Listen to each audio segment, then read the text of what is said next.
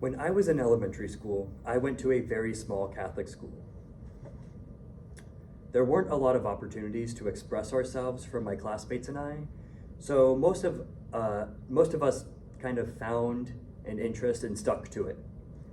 Every single boy hyperfixated on sports. I don't care about sports. I didn't back then, I do not now. I cared about comic books, video games, action figures, and disappointing my parents. Yeah, I was a nerd. I cared more about how Superman should wear his underwear than I did whatever was going on at the Super Bowl. He should wear them on the outside, by the way. I was picked on a lot.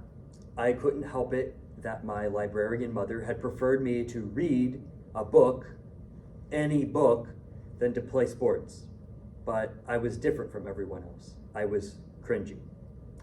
Urban Dictionary defines cringe culture as where people, aka assholes, make fun of other people for their interests that tend to be counter to cultural norms, making that person cringy or cringe.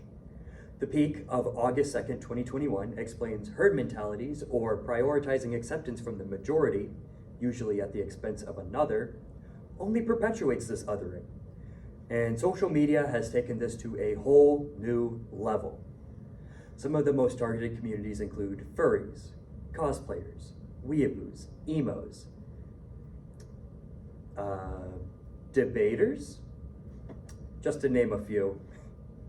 Unfortunately, Technique magazine of October 25th, 2019 explains that most often this thinly veiled bullying is aimed at children, the queer community, women, and especially neurodivergent and disabled people. Therefore, in order to better understand cringe culture, we will discuss what it is, focus on a case study surrounding cringe culture, and finally explore some potential implications to better understand why Study Breaks of September 30th, 2019 states that over 20 million Instagram posts have the cringe hashtag. So, when I was in middle school, the lines were officially drawn. I had found hobbies that suited my taste nicely, and everyone else had made the collective agreement of what was normal. The herd made the collective decision at age 11 that we were too old and mature for silly things like Star Wars or Marvel movies. No, we needed to move on to more sophisticated forms of entertainment, like football. So this is just a microcosm of how cringe culture works, which leads us to better understand cringe culture by discussing the history of cringe and how it functions. The Atlantic of January 15th, 2022 explains that cringe as a genre can be traced back to the early 2000s and early internet culture. 2009 saw the birth of cringeworthy.net, which was a platform dedicated to hosting videos of cringe-inducing fails. Creators such as noted ukulele player Miranda Sings and Fred Ficklehorn ruled the YouTube algorithm. Second, according to Elle magazine of October 24th, 2022, the feeling of cringe is made up of those awkward moments of deviations from social expectations. So if we even miss a tiny expectation or we think we've crossed some boundary, it creates that surge of emotion. Your face might flush, your heart rate might pound, you might start to sweat a little bit. And then there's that panicky feeling that you need to do something to fix the situation, or even worse, just run away entirely and hide in embarrassment. So, when I was done with that Catholic school, I transitioned into a public education for my high school experience. The difference was night and day. To my relief, I was no longer the other. However, that doesn't mean that there wasn't an enforcement of social norms. In fact, in a lot of ways, it was so much worse because there were no more nuns to yell at kids for being on their phone. That meant that anything you did could and would be recorded and posted online to live forever as a monument to your embarrassment. This leads us to highlight our case study, Star Wars Kid, the infamous Star Wars Kid. In 2002, a high schooler in Quebec named Ghislaine Raza did something that every nerd has done when they thought no one was looking.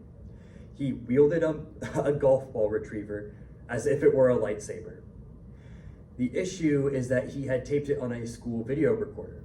A year later, the tape, yes, a VHS tape, this stuff is ancient, was found by a classmate and turned into a digital file. Eventually, the video made its way onto the internet. CBC of May 16, 2022 explains how the video affected his life.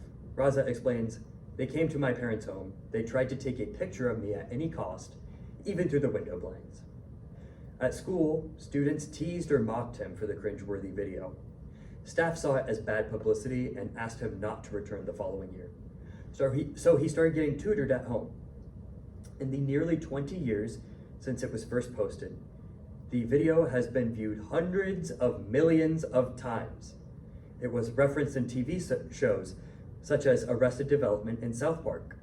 People would remix the video, adding their own sounds and visual effects. The pattern of cringe videos of unsuspecting people going viral has only become more common, especially with TikTok on the rise. Big Brother is always watching for your mistakes. Sometimes literally now, if your big brother happens to be on the internet a lot. So when I got to college, there was a big change. At a big state university like the one I go to, the people that you see on the street every day don't generally know each other. So the social pressure is a lot more relaxed. Cringe culture is now the fringe, weird thing to do. It was a liberating feeling. In order to understand this liberating feeling, let's go over 2 potential implications of cringe culture, including the creation of an unfun environment online and how it changes the way we talk about our interests. First, Technique magazine of October 25th, 2019 suggests that at the heart of the issue with cringe culture is that usually the people getting made fun of are harmless or just too awkward or earnest to exist on the ironic and sarcastic world of the internet. As mentioned previously, most often this thinly veiled bullying is aimed at children and neurodivergent people. As a result of this bullying, no one is allowed to have genuine interests anymore. It is safer to be ironic and cynical online. Cringe culture also encourages suicide jokes and self-hatred. People, especially children, are forced to limit their personal expression and creativity for fear of being included in a cringe compilation. Second, cringe culture sucks the fun out of everything and changes the way people talk about their interests. Look, you are allowed to like a TV show. You don't have to defend liking whatever show you like, unless it's The Office. That one is bad.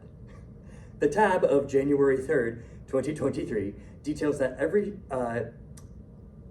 interest has to come with a guilty pleasure caveat. The Bachelor is something that I know everyone likes to watch, but no one likes to admit it. We are being swaddled in sarcasm, drenched in irony, and it's sucking the fun out of everything. So, I still like comic books, video games, action figures, and disappointing my parents. So I suppose I'm not what has really changed over the years. Although the environments and social situations that I have found myself in certainly have. I've been liberated from cringe culture, and I hope now that we've gone over what cringe culture is, a case study surrounding cringe culture, and 2 potential implications of cringe culture, that you too can liberate yourself from cringe culture.